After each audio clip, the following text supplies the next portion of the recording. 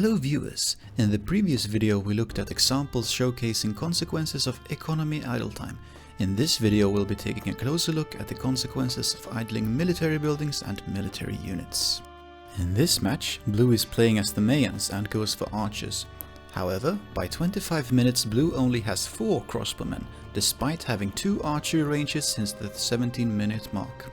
While it is true that Blue lost 9 units before 25 minutes, let's see how many archers they also lost to archery range idle time.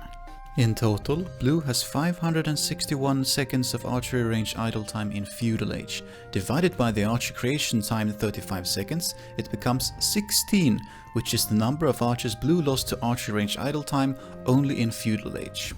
The time from Castle Age, which the archer range is spent being idle, amounts to 255 seconds. Crossbowmen take 7 seconds less than archers to create. Their creation time is 27 seconds instead of 35 seconds. The Castle Age archer range idle time is equivalent to the creation time of 9 crossbowmen. But it is relevant to note that 50 seconds of archer range time was spent on getting Elite Skirmisher upgrade, when Blue had 0 skirmishers, was already taking into Eagle Warriors, and the enemy was Teutons and had no archers. If Blue then had very reasonably decided against getting the Elite Skirmisher upgrade, they would have additional 50 seconds of archery range time at their disposal, which would make the potential crossbowman creations before 25 minutes in Castle Age go from 9 to 11. By 25 minutes, if Blue had sustained their military production and had 0 idle time, they would have a total of 31 crossbowmen, with the 4 crossbowmen they already had together with the additional 27 otherwise lost to idle time and redundant skirmisher upgrade. Blue would also have 12 Eagle Scouts by 25 minutes if we use the same calculation methods to analyze the idle time of the barracks. Having those hypothetical Eagle Scouts on top of the hypothetical crossbowmen would, counter to probable expectations, actually have been a realistic scenario in this match for Blue, since Mayans get cheaper archers and Eagle Scouts are dirt cheap to sustain in Feudal Age.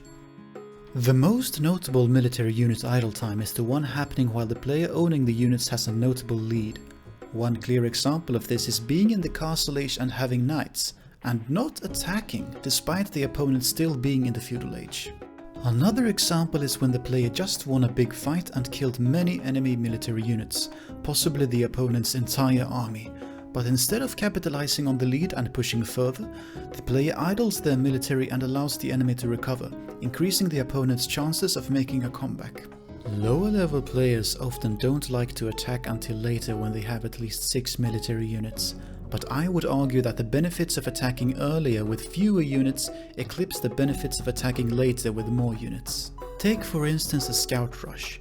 If you wait until you have 6 scouts before attacking, you will attack at least 1.5 minutes later than if you had started attacking with only 3 scouts.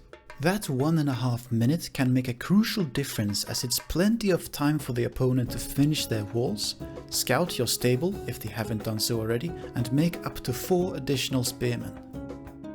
Another example of military unit idle time's tangible consequences is losing a fight because nearly half the military was actually elsewhere idling, instead of making a difference to the fight. Thank you for watching, and I'll see you next time.